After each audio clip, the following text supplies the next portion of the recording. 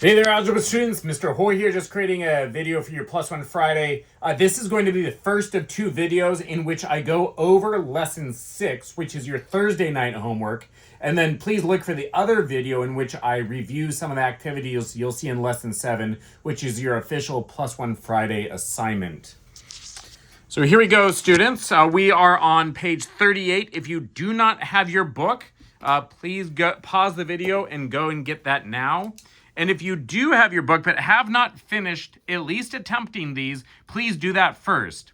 And then grab a red pen to actually correct so I can see on Monday that you actually watched this and made corrections. So we already went over one of these in which we put in an expression in factored form from standard form. And so let me just really quickly make sure that we're on the right track, taking it from factored form to standard form, which should be easy. I think most of you have this down. This is going to give me x squared minus 8x plus 12. Notice I did combine the x negative 2x and the negative 6x to get negative 8x.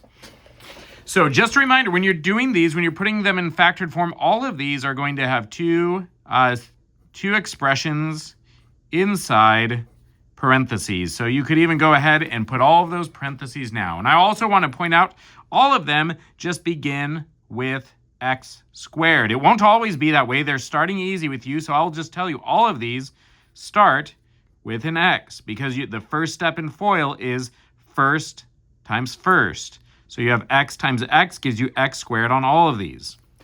The hard part is, what do you do with the second term?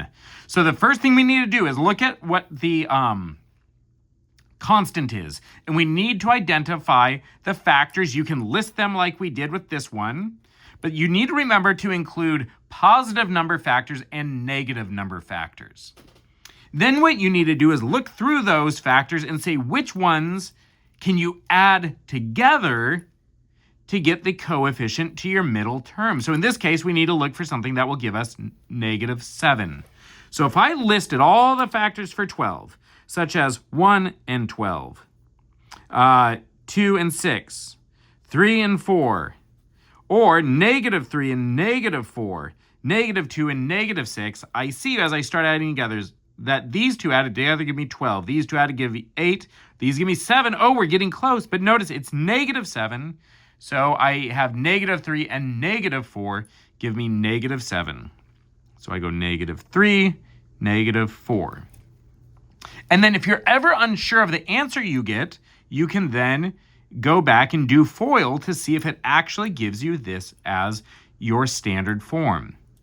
So notice I already list all these have a constant of 9.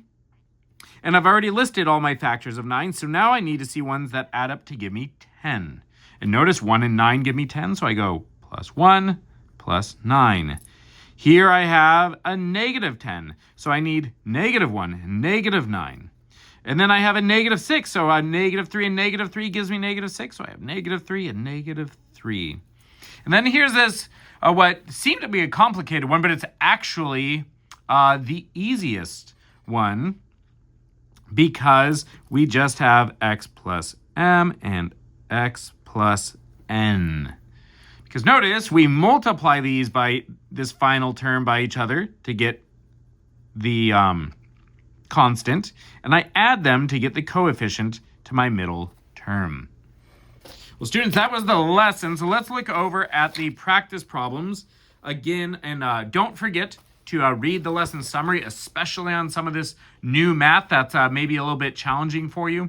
And so let's go over this real quick. Okay, so notice that this is basically asking you to go through the same process we just did, except it's not tying it to writing something in factored form. So it says two numbers that multiply together to get 17. This is easy because there's only two factors for 17, and 1 and 17 add up to 18. So that's our answer for that one. This one's a little bit more challenging because there's multiple factors for 20.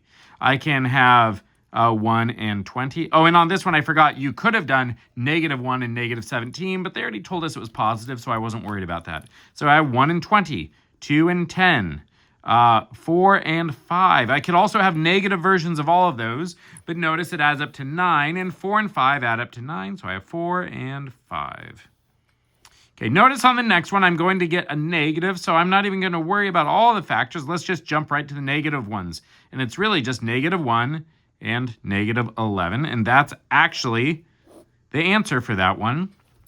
And I'll leave this one for Monday. See if you guys can figure that out. Okay, coming down here. You guys seem to be doing well on the tables in class, so I'm just going to leave this here for you to do that one. And then we have expressions that are equivalent to x minus 5. You should be able to identify that. And most of these are pretty straightforward because notice down here, all of these are going back into standard form. Actually, students, here's it. I think I assigned question 5 originally. Don't worry about question 5, but do question 4. So students, that's long enough for your Thursday night homework video. I will make a second video to introduce lesson 7 for you all.